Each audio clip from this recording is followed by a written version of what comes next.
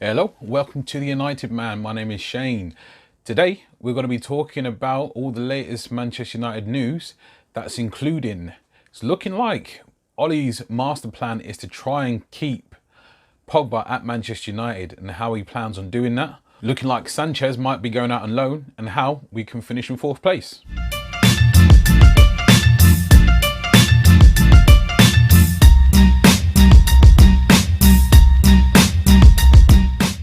Wanted to start with, I believe Ollie's playing a bit of a blinder at the moment in regards to his plan to keep Paul Pogba at the club. Now, Ollie knows how important it is to keep your best players, obviously. But I believe Ollie has sort of systematically put a plan in motion, I should say, to actually keeping Paul Pogba. I believe from the transfer window, Ollie was actually one signing away from going to Paul Pogba and saying, look at what I've done, Paul. This is what I was on about. This is the reason you should be staying at Manchester United. With that being said, if you look at how we performed in the first game against Chelsea, now I think Ollie would be rubbing his hands together in regards to that. Now I know it wasn't the most complete performance, but it just shows the potential in our side and also how clinical we can be. With the 3 additions that we did make, with all of them turning in very good performances, and Aaron Wan-Bissaka and Harry Maguire, who's newly been crowned the beast by Paul Pogba, and obviously Daniel James coming on and getting a debut goal as well, which obviously meant a lot to him and the rest of the United players. I believe Solskjaer is looking at it very strategically in terms of short term and long term. Now, as it's transpired, there's news saying that the reason we didn't actually sign Bruno Fernandes is because he was a likely replacement if Pogba left. Whereas you'll see from some of my previous videos, I was saying that I believe Milinkovic-Savic would be the replacement and they were looking to get Bruno Fernandes in as well. There's news suggesting this is Portuguese news, I should add, that United were actually looking at Bruno Fernandes as a mainstay if Paul Pogba left. Now, it's not to say that they weren't interested in him. It's just that they didn't want to spend the amount of money that Sporting were actually after if Paul Pogba was to stay. I also believe Ollie is looking at the potential of our performance against Chelsea as a mainstay to go to Pogba and say, this is what we're building here. You can see the potential clearly. So I feel that with Ollie saying these things to Pogba, now he's going to be saying to Pogba, we missed out on the central midfielder to play alongside you, which is clearly evident. Now, I think McTominay is in there anyway by the looks of it, with Matic looking to possibly let his contract run out at the end of the season. But you've also got the Andreas Pereira in there, who, for me, I know he has potential, but he's also 23. Now, for me, at that age, you need to be, if you think about it, he's 1 year younger than Bruno Fernandes. So you put it into that kind of context and you look at what Bruno Fernandes did last season, and to say that Andreas Pereira is 23 and he's nowhere near Bruno Fernandes' level. So for me, Andreas Pereira is more sort of like a stopgap, as well as Fred, even though Fred didn't make the bench. For me, I think he's more of a stopgap until indeed Man United do get another class central midfielder to go alongside Pogba.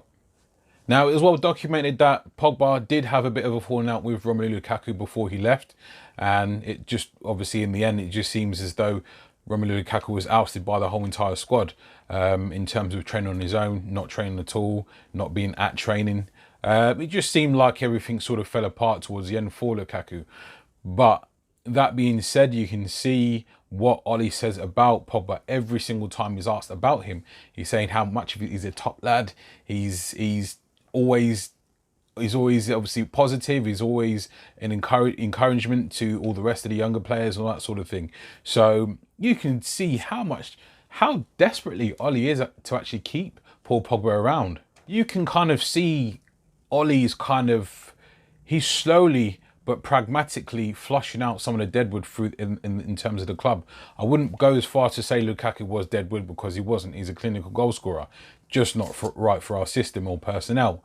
He's obviously got rid of Fellaini. He's let Herrera go, which still remains to be seen as whether that will be a mistake or not. And he's also, as I just said, looking he's got rid of Lukaku, and it's been reported that Manchester United are also looking at letting Alexis Sanchez go out on loan, or, if possible, for him to be sold. But I believe with his wages, it's going to be very hard for us to actually offload him. There's also been talk of Marcos Rojo being linked with a move to Turkey, also on loan. Now, it's quite frustrating when you're seeing, obviously, players being bought for this much, that much. But obviously, Marcos Rojo was heavily linked with Everton on the deadline day, but obviously didn't happen. But for me, at least a move away from the club, even if it is on loan, is a positive move, because A, he's going to play some games and obviously build his reputation back up. So if other clubs notice him, and if he does go to Turkey and the club he goes to don't want to sign him, at least he's been out there, rather than sitting on Man United's bench, if he even makes the bench, that is. So I think it's best for all involved, including Rojo, obviously Manchester United, that he does look to seek a move elsewhere. Next, I did want to touch on Harry Maguire. Now, there was a Sky Sports programme with Steve McLaren on it, and he was referencing to both points, really, that I've touched on in regards to Paul Pogba and Harry Maguire. He was touching on Harry Maguire first, saying that he believes Harry Maguire can actually take Manchester United to the next level. Now, I happen to agree with what he's saying there, purely because if you look at the performance that he had in the World Cup just gone. He was a colossus for England, and he was one of the best players in England's side that whole tournament. Obviously scoring a few goals and obviously defensively being fantastic. But Steve McLaren went on to say that he can fulfill that role that Virgil van Dijk did for Liverpool. Now, that's a huge, huge statement to make. But just going off, like I say, what he's done for Leicester and what he's done for England, and also what we saw him do for Manchester United in that 4-0 win, I can't see anything but him being a colossal and a Manchester United leader in the future. Now, with what McLaren said also, he can see Maguire taking Manchester United up to that upper echelon and up to that other next level of ability and performance. So I'd look to see Maguire being a captain in a year or so, and I wouldn't be surprised if that was the case. In regards to what McLaren said about Pogba, pretty much to what I've said myself anyway, is pretty much that Paul Pogba will be looking around him, he'll be looking around at the players after that performance, and he might think, I might fancy this. I might fancy this as a project and being the king of the ship, as it were, in McLaren's words. Yeah, and he may fancy this, staying and making himself a club legend. Long may that be the case, but it's still early days, so I don't know if that will be the case. But you've got whispers in and around the place saying, yeah, it could be the case that Paul Pogba is actually looking to assess. Now, obviously, he could have made a massive fuss because he knows Real Madrid wanted him. He knows Juventus wanted him. But likewise, none of them actually stumped up the required amount that Manchester United were asking for. Like what we did for Harry Maguire. Yes, we haggled. Yes, we tried to get him for a lower cost. But in the end, we went and paid the money that Leicester were asking for. Why? Because we really wanted him. And as of yet, Real Madrid and Juventus haven't done that. And even if they do at this point, we're not going to sell because we can't replace him. So we're not going to be selling at this point. I wanted to cover a little bit of how I felt we can potentially actually finish in the top four. After seeing the performances of the weekend, I watched a couple of games, seeing some of the other teams in and around us, I feel a little bit more confident. I know it's just one game into the season, but before the season even started, knowing the players that we had, I was saying sort of fifth place that I believe we'd end up in. But as I say, with this system that Ollie's implemented, you'll see from, for example, the early chance that Martial got against Chelsea when Kurt Zouma was under pressure from our press, high up the pitch. What do you know? He gave the ball away. Martial got a free shot on goal. Unfortunately, couldn't convert it. But I believe there'll be many opportunities that will come of that, of our high press, of our peak fitness levels. Because obviously this is what happened. People say that we didn't outplay Chelsea. No, we didn't by any way, shape or form.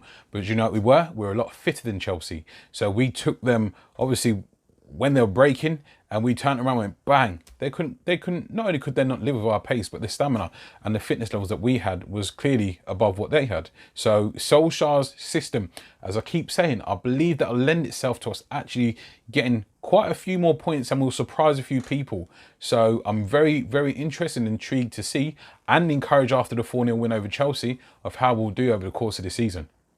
That was your Manchester United news now. Much appreciated for joining me, guys. Make sure you like, share, subscribe and comment. And if you're new, don't forget to hit that notification bell. And if you're not new, do the same. Thanks a lot. Take care.